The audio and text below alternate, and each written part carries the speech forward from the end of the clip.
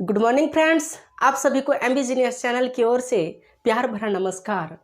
आज पुनः आपका प्यारा दोस्त, प्यारा भाई मुकेश कुमार आप लोगों के बीच में प्रेजेंट हुआ है फेडरलिज्म का पार्ट 2 लेकर के। पिछला क्लास में हम लोग पार्ट 1 खत्म कर चुके थे। पार्ट 1 में हम लोग समझे थे कि फेडरलिज्म क्या होती है, व्हाट इज फेडरलिज्म, किस कंट्री को हम एक फेडरल कंट्री कहेंगे, तो उस पर हम लोग समझ चुके हैं पिछला वीडियो में। आज के लेक्चर में हम लोग समझेंगे कि कोई कंट्री एक फेडरल कंट्री है तो उस कंट्री में क्या क्या गुण होनी चाहिए, क्या क्या क्वालिटी होनी चाहिए, तब वह एक कंट्री एक फेडरल कंट्री कहलाएगी। तो उस पर हम लोग बात करेंगे। जैसे मान लेते हैं कि कोई एक सभ्य परिवार है, तो किसी परिवार को सभ्य परिवार कब कहेंगे, तो जब उस परिवार में बूढ़े माँ बाप की सेवा की जाती हो, अच्छा से रिस्पेक्ट दिया जाता हो, जहाँ भाई भाई मिलकर रहता हो, जहाँ बहू और बेटियों को उतना ही इज्जत दिया जाता हो जितना एक बेटों को इज्जत दिया जाता हो, तो उस परिवार को हम एक सभ्य परिवार कहेंगे। तो सभ्य परिवार का इतना सारा फ्यूचर है कि वो सभ्य परिवार तब कहलाएगी जब इन सारे फीचर्स होगी तब भी उसी तरह फेडरलिज्म होती है, एक व्यवस्था, कोई कंट्री की एक व्यवस्था होती है। कंट्री को सुचारू रूप से चलाने के लिए एक व्यवस्था होती है। तो उस कंट्री में क्या क्या व्यवस्था होनी चाहिए, क्या क्या अरेंजमेंट होनी चाहिए, ताकि वह कंट्री एक फेडरल कंट्री कहलाएगी, वह कंट्री एक संघवाद कंट्री कहलाएगी। तो उस पर हम लोग बात करेंगे। तो ये जो क्वेश्चंस है कि फीचर्स लिखे, कोई फेडरलिज्म कंट्री का फीचर्स बताएं, तो ये जो क्वेश्चंस डायरेक्ट एग्जाम में पूछा जाता है, ये लॉन्ग क्वेश्चंस के अंतर्गत आता है। 6 या 5 मार्क्स का यह क्वेश्चंस पूछा जाता है। तो यदि यह क्वेश्चंस एग्जाम में पूछ दिया जाता है तो आप इतना पॉइंट एक्सप्लेन कर लेते हैं तो आपको फुल में फुल मार्क्स मिल जाएगा। यह पॉइंट जो बताया गया है आप लोगों को बहुत सरल तरीके से, जितना इसको तोड़ मरोड़ करके इजी किया जा सकता था, उतना इजी लैंग्वेज में इस पॉइंट को आप लोगों के सामने एक्सप्लेन किया हुआ है। तो इस लेक्चर को स्टार्ट करने से पहले आप लोगों से हिदायत है कि यदि आप लोगों को इसकी ज़रूरत है तो आप इसका स्क्रीनशॉट ले सकते हैं। तो चलिए हम स्टार्ट करते हैं। कोई कंट्री फेडरल कंट्री कब कहलाएगी, क्या व्यवस्था होनी चाहिए, तो जब किसी कंट्री में 2 या 2 से अधिक लेवल पर गवर्नमेंट हो, देयर आर 2 और मोर लेवल्स ऑफ गवर्नमेंट। जब किसी कंट्री में 2 या 2 से अधिक लेवल पर गवर्नमेंट हो तो वह कंट्री कहलाएगी एक फेडरल कंट्री कहलाएगी। जैसे हमारा इंडिया एक फेडरल कंट्री है, तो हमारी इंडिया में जो गवर्नमेंट का लेवल है वो 3 टायर्स में है। वो कैसे है, तो सेंट्रल लेवल अलग है, स्टेट लेवल अलग है, लोकल लेवल अलग है। सेंट्रल लेवल में ने कुछ पावर स्टेट लेवल को दे दिया, स्टेट गवर्नमेंट को, स्टेट गवर्नमेंट ने कुछ पावर लोकल गवर्नमेंट को दे दिया। ऐसा इसलिए किया गया है क्योंकि कोई कंट्री में यदि एक ही गवर्नमेंट रहेगी, यदि उसका पावर का शेयरिंग लेवल में नहीं किया जाएगा, डिफरेंट लेवल ऑफ गवर्नमेंट में नहीं किया जाएगा, तो उस कंट्री का डेवलप नहीं हो पाएगा। वह जो भी गवर्नमेंट होगा वह तानाशाह गवर्नमेंट बन सकती है, वह गवर्नमेंट तानाशाह बन सकती है, वह कुछ भी कर सकता है। इसलिए यदि पावर का शेयरिंग कर दिया जाए तो वह कंट्री एक फेडरल कंट्री कहलाती है। हमारा इंडिया में सेंट्रल गवर्नमेंट ने कुछ पावर स्टेट गवर्नमेंट को दे दिया है, कुछ लोकल को दे दिया है, ताकि स्टेट गवर्नमेंट जो है सो अपना डेवलप कर सके, लोकल गवर्नमेंट जो है सो अपने एरिया का डेवलप कर सके। इस तरह क्या होता है, कोई कंट्री का डेवलपमेंट बहुत तेजी रैपिडली बढ़ता है और वह कंट्री एक फेडरल कंट्री कहलाती है। तो ये पॉइंट आप लोगों को समझ में आ गया होगा। दूसरा पॉइंट क्या है, दूसरा स्टेटमेंट कहता है different tyres of government govern the same citizens but each tyres of its on jurisdictions. यानी गवर्नमेंट कितनों टाइप का हो, कितनों ही टाइप का गवर्नमेंट क्यों ना हो, लेकिन जब उस गवर्नमेंट में, उस सिटीजन्स में, उस कंट्री में जो सिटीजन्स रहते हैं, जो पब्लिक रहते हैं, उसको तो रूल्स करने का अधिकार दोनों को है। जैसे हमारा इंडिया है, इंडिया में क्या है कि सेंट्रल गवर्नमेंट है, स्टेट गवर्नमेंट है। है ना, सेंट्रल गवर्नमेंट स्टेट गवर्नमेंट। तो सेंट्रल गवर्नमेंट अपने अकॉर्डिंग हमको रूल्स करता है हम लोगों को, स्टेट गवर्नमेंट अपने अकॉर्डिंग रूल्स करता है।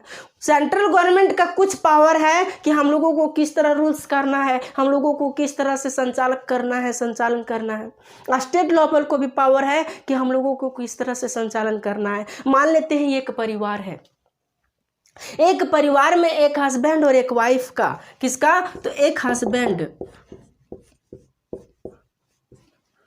और एक वाइफ का,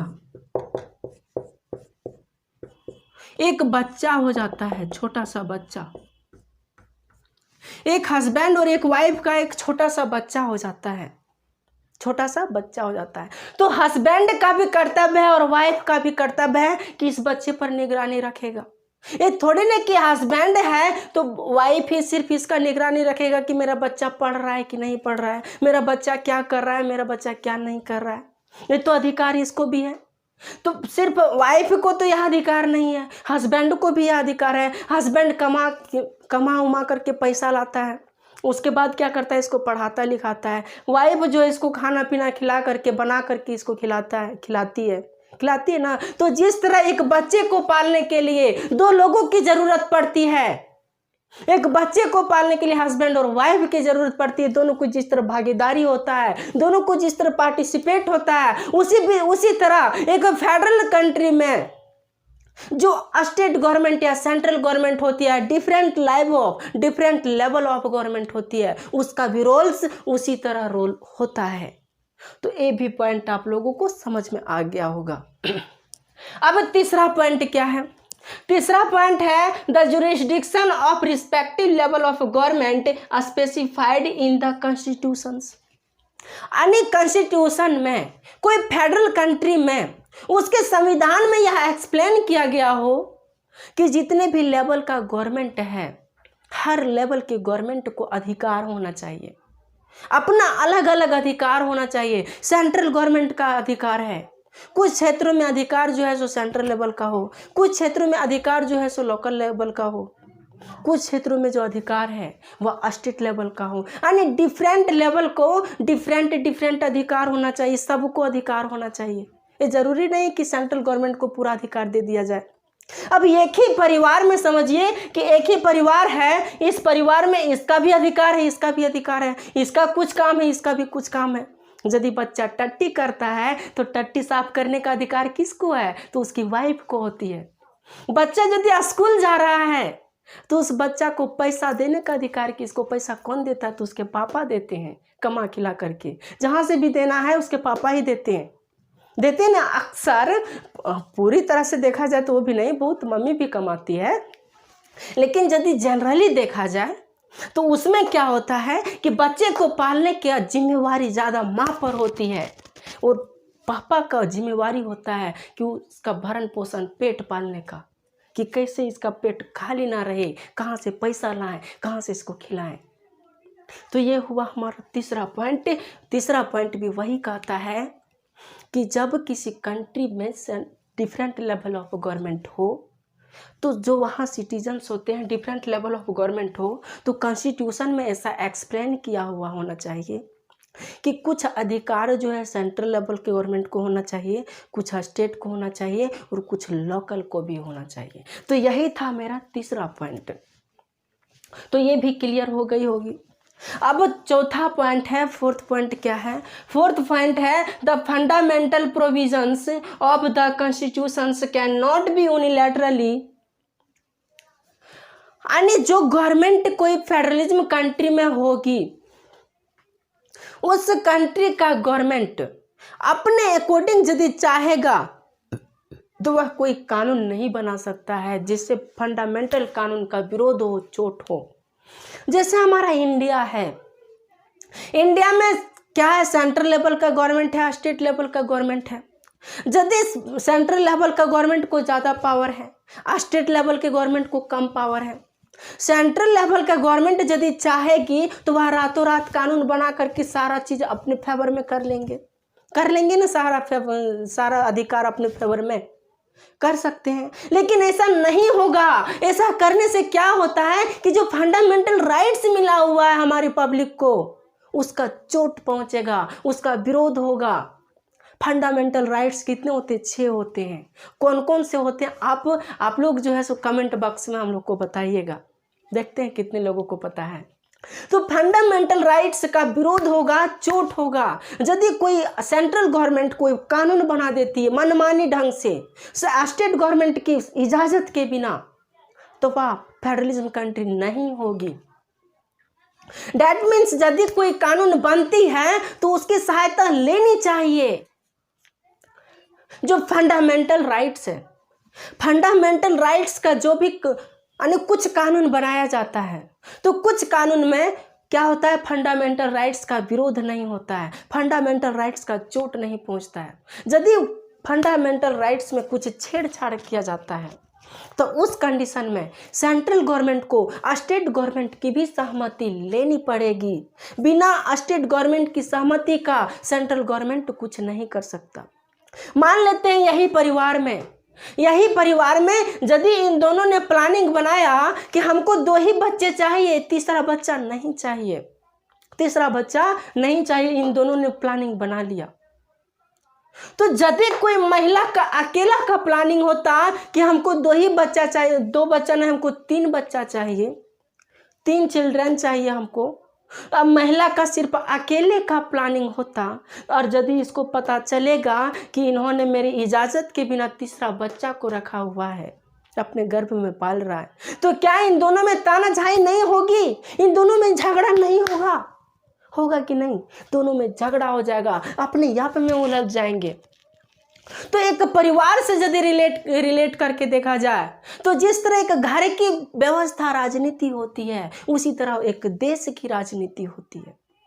यानी इसको तीसरा बच्चा प्लानिंग करने के लिए दोनों की सहमति होनी चाहिए। तो उसी तरह यदि कोई कानून बनाया जाता है, कोई लॉ बनाया जाता है या कोई कानून में रिफॉर्म किया जाता है, तो उसमें दोनों की सहमति होना चाहिए, चाहे वह सेंट्रल गवर्नमेंट हो चाहे वह लोकल गवर्नमेंट हो, कोई एक गवर्नमेंट नहीं। तो ये भी पॉइंट आप लोगों को अच्छा से समझ में आ गया होगा। 5वां पॉइंट क्या है? 5वां पॉइंट है courts have the power to interpret the constitution and the power of different level of government. इस परिवार से हम समझते हैं इस पॉइंट को। यदि इस परिवार में उसकी वाइफ ने प्लानिंग कर लिया कि मुझे तीसरा बच्चा चाहिए, इसको नहीं बताया तो इन दोनों में क्या हो जाएगी? झगड़ा हो जाएगी, उलझन हो जाएगा। और उलझन हो जाएगा तो वाइफ इधर मुंह फुलाएगी, हस्बैंड इधर मुंह फुलाएगा। पता चलेगा कि वाइफ का जो बेड लगा है पलंग पर और हस्बैंड का जो बेड लगा है वह नीचे लगा है, दोनों में टेंशन हो जाएगी। तो इन दोनों में यदि झगड़ा होगा तो इसको सुलझाने के लिए तो कोई होना चाहिए। तो इसको सुलझाता कौन है? जो इसका रिस्पेक्टिव जिसको मानता हो, जिसको यह रिस्पेक्टिव मानता होगा, इस झगड़ा का निपटारा करेगा और उसको सुलझाएगा। तो उसी तरह क्या होता है? कंट्री में भी होता है। यदि स्टेट गवर्नमेंट और सेंट्रल गवर्नमेंट में किसी भी तरह का प्रॉब्लम्स हो, किसी भी तरह का झगड़ा लड़ाई हो स्टेट गवर्नमेंट और सेंट्रल गवर्नमेंट में, तो उसको कौन सुलझाएगा? उसको कौन सही बताएगा कि सही ये है क्या गलत है, तुम्हारा अधिकार ये है, तुम्हारा अधिकार ये है। तो उसको बताने के लिए हमारे संविधान में यह एक्सप्लेन किया हुआ है कि कोई कंट्री है, यदि वह फेडरल कंट्री होती है तो उस फेडरल कंट्री में एक कोर्ट होगी। क्या होगी? तो कोर्ट्स होगी, और वह कोर्ट से जो डिसीजन लेगा वह कोर्ट से फैसला सुनाएगी कि सेंट्रल गवर्नमेंट का क्या अधिकार है, स्टेट गवर्नमेंट का क्या अधिकार है। वह व्याख्या करता है, इंटरप्रेट्स मतलब व्याख्या करना, कि वह व्याख्या करता है कि सेंट्रल लेवल का इतना अधिकार है, स्टेट लेवल गवर्नमेंट का इतना अधिकार है। यानी इस पर सेंट्रल गवर्नमेंट हक जमाएगी, इस पर स्टेट गवर्नमेंट हक जमाएगी। कोई टैक्सेस वगैरह भी है तो इस पर सेंट्रल गवर्नमेंट का अधिकार होता है, उस पर स्टेट गवर्नमेंट का अधिकार होता है। तो यही 5वां पॉइंट है, ये भी समझ में आ गया होगा। अब 6th पॉइंट क्या कहता है कि source of revenue for each levels of governments are clearly specified. यानी कोई फेडरल कंट्री है तो उस फेडरल कंट्री के कॉन्स्टिट्यूशन में यह एक्सप्लेन किया हुआ होना चाहिए कि उसमें सेंट्रल गवर्नमेंट को क्या क्या पावर होनी चाहिए, स्टेट गवर्नमेंट को क्या क्या पावर होनी चाहिए। सेंट्रल गवर्नमेंट किस किस क्षेत्र में रेवेन्यू वसूल कर सकता है, रेवेन्यू मतलब टैक्स होती है, टैक्स।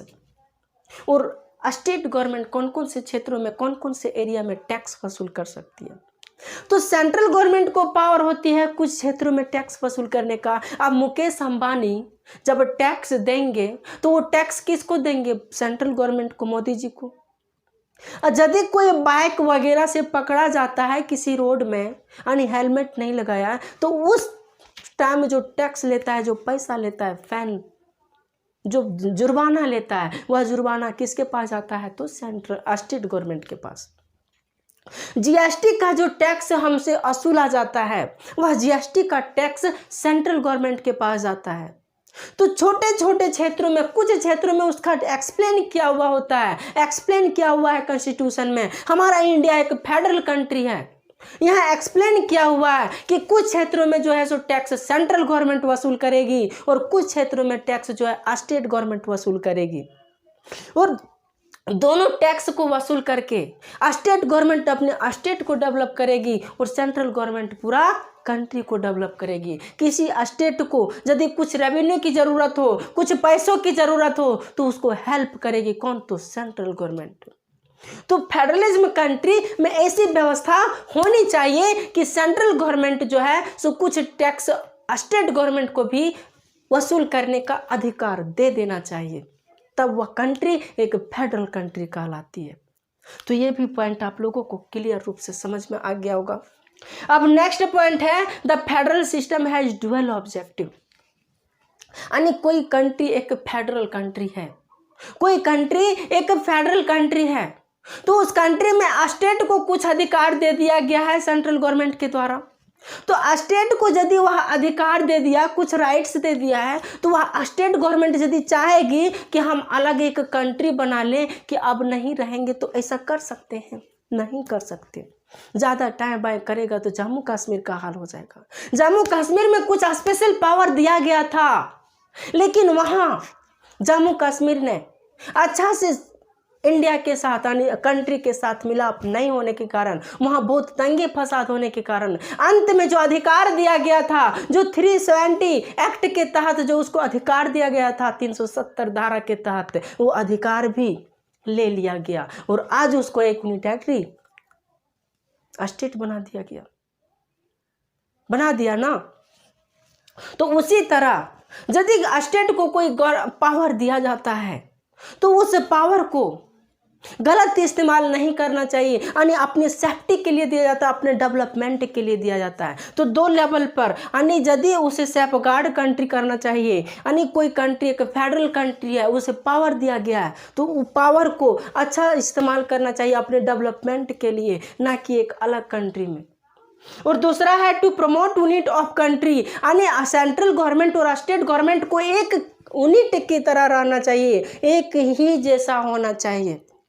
भले उसका रूप, गवर्नमेंट का रूप अलग अलग हो, डिफरेंट लेवल में हो, लेकिन किसी एक का यदि वह चाहेगी कि हम अलग देश बना लें, तो ऐसा नहीं होना चाहिए, ऐसा नहीं होना चाहिए। अधिकार होना चाहिए सेंट्रल स्टेट गवर्नमेंट के पास, लेकिन वह अलग कंट्री बनाने के लिए नहीं, बल्कि कंट्री को एक साथ लेकर के चलने के लिए वह अधिकार होना चाहिए।